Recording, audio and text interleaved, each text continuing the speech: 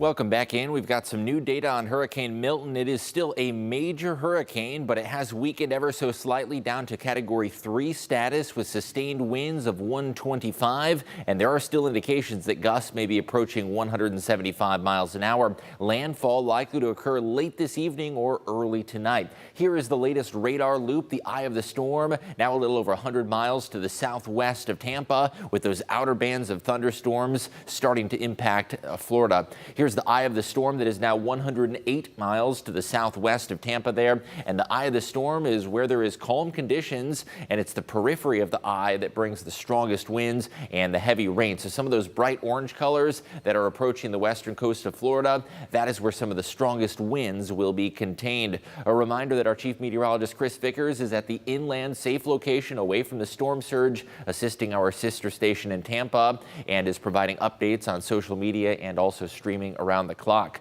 In addition to the hurricane threat, there is going to be a tornado threat as well, mainly for the central and eastern part of the state. There's an enhanced risk of severe weather, and this is pretty common with tropical cyclones. You get so much rotation in the atmosphere that you get tornado warnings. There are currently tornado warnings in effect for much of the eastern part of the state, closer to the Atlantic side. In terms of the winds, we are seeing gusts that are already cranking up to 56 in Tampa, 39 in Fort Myers, and looking at winds that are still gusty on the eastern side of the state as well. And there's the eye of the storm, and as that eye approaches, the winds will intensify late this evening. Landfall is still expected late this evening or early tonight, and that landfall likely to be as a Cat 3. It is still going to be considered a hurricane by the time it reaches Orlando, and will bring some strong winds to the entire Florida state. Now, many folks have wondered what exactly constitutes landfall, and that's a valid question because there are some different opinions or different thoughts on what landfall is. So the technical definition is when the center of low pressure